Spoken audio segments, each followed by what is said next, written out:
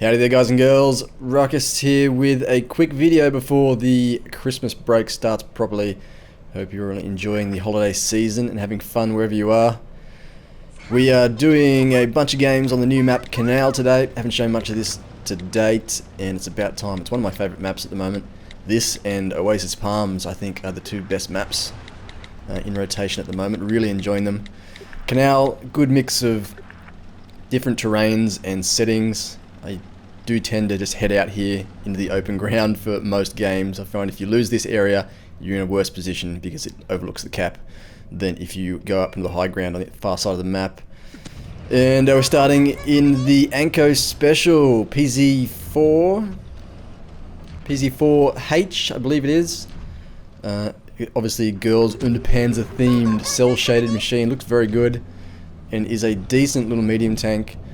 Good mobility, bad armor, and an average gun. It's not very accurate, and the penetration is a bit lacking. And the crew voices, the custom Girls und Panzer crew voices, do tend to get a bit monotonous if you're plugging away at enemies and you keep having to hear this Ankang Chun Ching Ching Ching, or whatever the hell they're saying. It does get a bit old. There needs some variation in there, I think, but it is a good machine. And yeah, we're going to run through this today in the first game. I think it's an Asia only machine at the moment, the Girls und Panzer Anko Special, but I'm sure it'll go worldwide just like the T-34 Independence did. I can't imagine they'd just keep it in Asia. I don't know much about Girls und Panzer. I'm a bit ignorant of the whole thing. I've seen a few YouTube clips. It looks pretty cool, but I've got no idea what's going on. I don't know why there are schoolgirls in tanks. I don't know what they're doing. But it's part of a collaboration Wargaming had with the Girls und Panzer team. I got sent a few things from the Tokyo Game Show. One of them was a Blitz instructional booklet. It was all cartoon themed, all in Japanese. No idea what was going on, but it was pretty cool. You do see a lot of Anko Specials in Tier 5 games these days. And we've had 4 in this game, but I've had games where there's been 5 on each team. It's quite a popular machine. People do seem to like driving it around. I've run into the back corner here, hidden myself behind the wood mill. This train station, whatever the hell it is. And we've taken out most of the enemy mediums. Carrick's in trouble here. Oh, he just goes down to a tank destroyer on the town side of the valley there. I'm going to move in behind this AT2. Now this is a mastery game, but I didn't play it particularly well. There's a good example. I drove straight into the enemy Anko. Take a hit from the AT2. Yeah, I don't know. I just really wasn't paying attention. Just the game kind of fell into my hands. I don't think I played spectacularly well.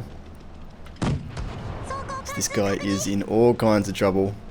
There's really not much you can do when you're in a tank destroyer that slow. You needs to get tucked in, doing the edge of the map, or that Anko there, to try and stop it from getting behind him. It's a bit late now.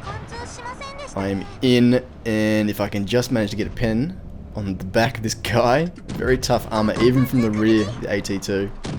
And the 75mm on the Anko is, as I said before, it doesn't have great penetration, and it's very inaccurate and slow to aim, so it's not really a sniping gun. You just got to kind of do the best to aim with the amount of time you've got and hope that it flies into a weak spot. So yeah, we crest the hill there, go for the side of the M3 Lee, but it deviates into his front plate, and I missed that kill. It would have been my 4th. But there's just one tank left. Looks like another Anko. It's a great looking map, Canal. I really do like it. I like the weather effects and the lighting. Excellent textures. Very nice looking map. You're going to see mostly gameplay in the flanking side, the open ground. Watch me make a mess of this guy. Why not just sit and aim? Why do I insist on chasing him down and plugging away on the move? One miss. He's getting away. Yeah, not much fighting going on up where he was just there. I don't get up there much. That was a hit on the move, but somehow managed to bounce. One more shot. That one miles away. If I had to stop there, that would have been the game done. But I'm going to take a lot of unnecessary damage here. Missed the opportunity there. And now we're cat and mousing behind this building. This is ridiculous. Low roll, or maybe an average roll. Didn't quite get him. Now I'm copying advice from the PZ on our team. I have made a mess of this. This is pretty embarrassing.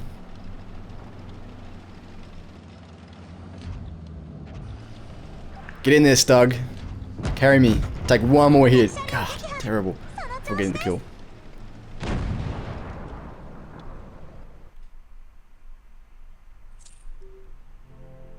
So that was a mastery game. Top gun and sniper. 2,000 damage. Not a bad result. And 50, I think it is. 56,000 credits for a tier 5 machine is very good money making potential. I guess it's got the same money making coefficient as a premium vehicle. We're in the T-34-85 victory for the second game, starting on the opposite side of Canal with Carrick in his Cromwell. The victory and the Type 59 are both tanks myself and the other Asia server community contributors were gifted.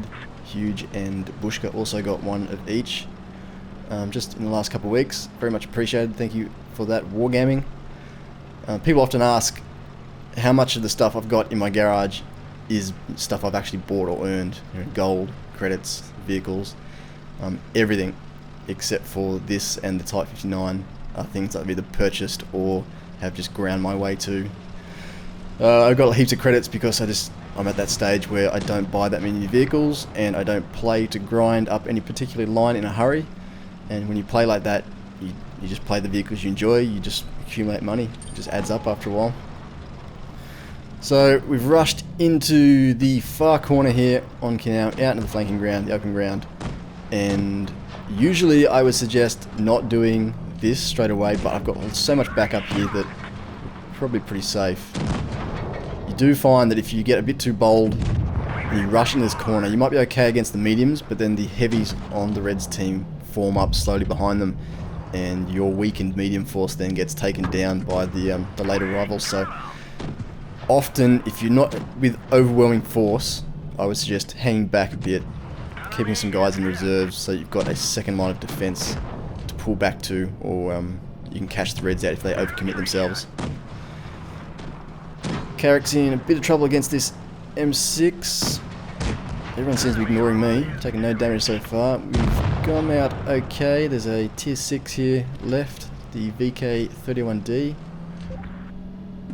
Trading blows, both missing. The victory, pretty much the same as the regular T-34-85. Armor scheme wise, I believe it's the same. I think there's a bit difference power to weight. I think it might be less powerful. But to be honest, I haven't looked at the stats. It just feels okay. It feels about the same. That's the open ground one. It's just a few tier 5s now on the far side of the valley. Victory is nowhere near as fast as the Cromwell. Carrick's going to get in there deep. With his 49 hit points, you want to be careful.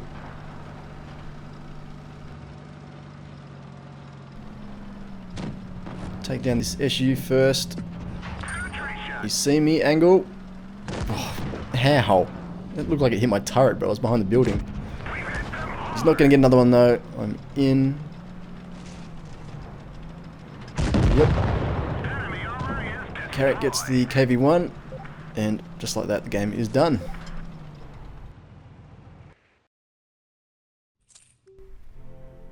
Third class and a Brothers in Arms, 2,000 damage, 1k for Carrick, 13 shots with 11 pens, and 70,000 or near enough credits on that game.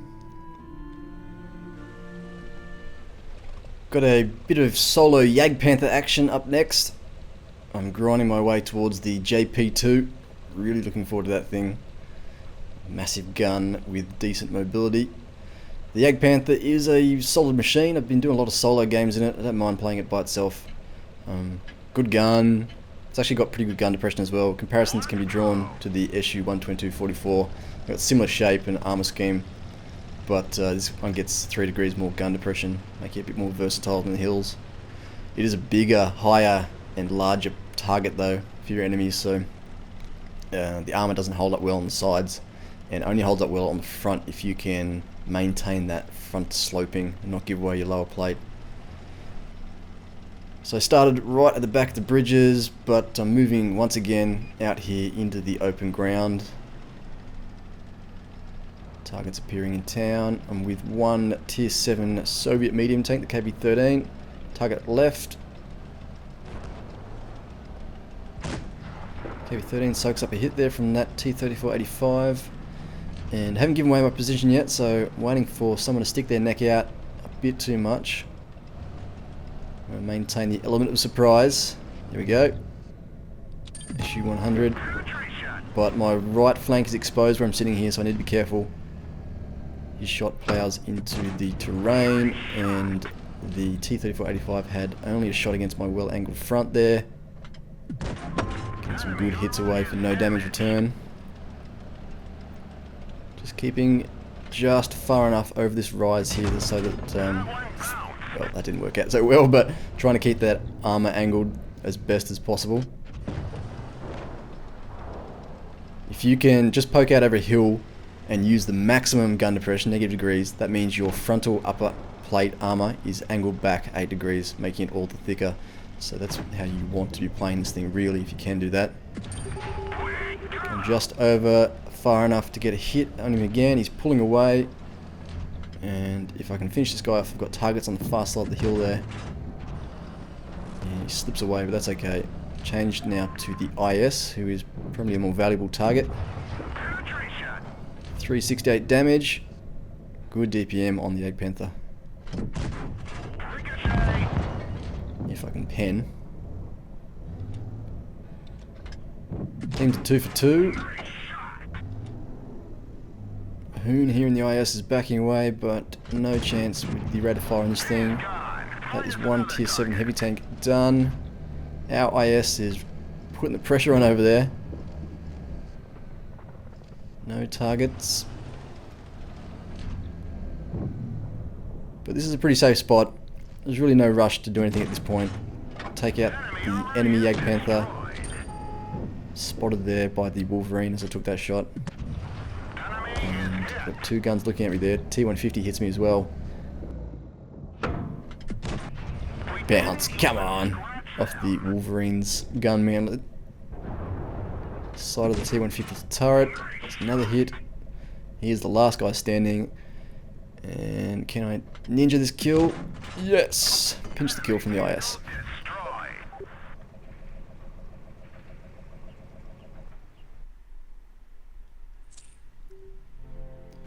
Second class and sniper. 3,000 damage. 2,000 more damage than the nearest of my teammates. 15 shots fired, 11 pens. And once again in the 50s for the credits. 57,000 credits. Moving up to tier 8 for the final battle of this episode. I'm with Pimp Daddy in the Clown tank, the T-34 Independence. And I am in the Caernarvon. What have I got left on the Caernarvon? About 40,000 XP, I think. Thereabouts before the Conqueror. And I'm enjoying it. I think it's a lot better than the last time I played it, as I discussed in the Caernarvon episode last. If you can get it in the right spot, it'll do well. That's a hold down position with plenty of targets to plug away at. So I'm moving away finally now up into the high ground here. This kind of linear path that defines this portion of the map. Good position for myself and Pimp, both in good hold down machines. But I find this part of the map, you either run into enemies and you get a good battle, or nothing happens and all the fighting occurs out in the open ground, and your under-supported teammates will lose that, and then you're in trouble towards the end. I've only really gotten to 1 or 2 good battles here. Most of the time there's nothing happens and you move out in the open ground too late and you lose the game, so I don't often come this way. Trying to get hold down here against these 2 tier 8 heavies, IS-3 and a Tiger 2. Pimp is in pretty deep. Probably trying to get to that next depression just in front of them. He's taking a lot of damage. He's getting shot from the town as well. And I obviously wasn't as hold down as I believed I was. The side of my hole must have been poking out there, and the Tiger 2 punishes me for that. This is kind of a combined hold down side scraping position.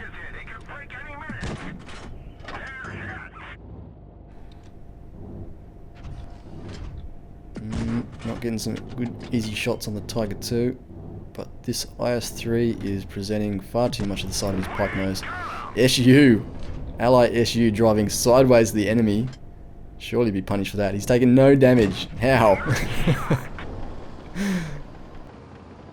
Now he's taking hits from in town. There's a T-28 in there.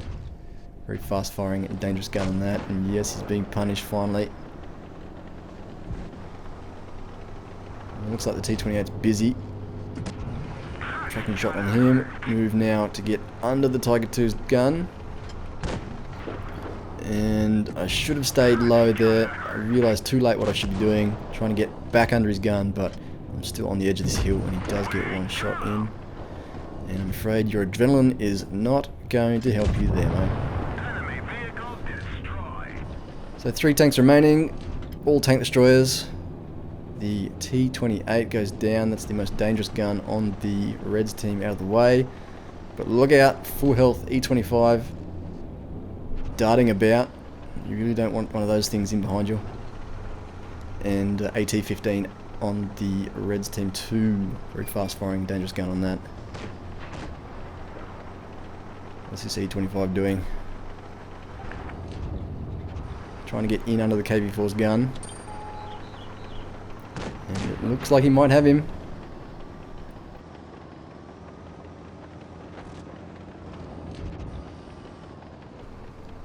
Target left. Taking hits from the AT-15.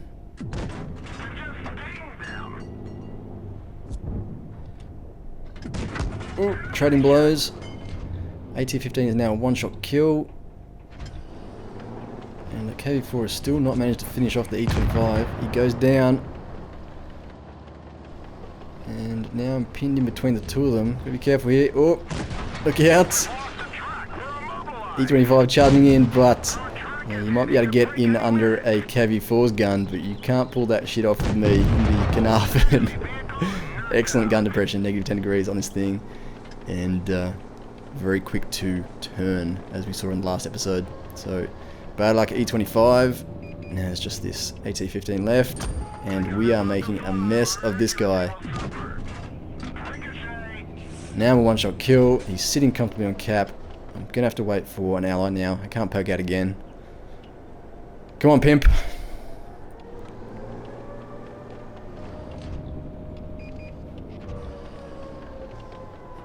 It'd be quite embarrassing to go down to this guy right now.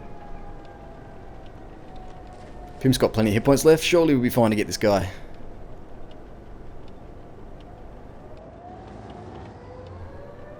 I'll wait until his attention is focused on Pim.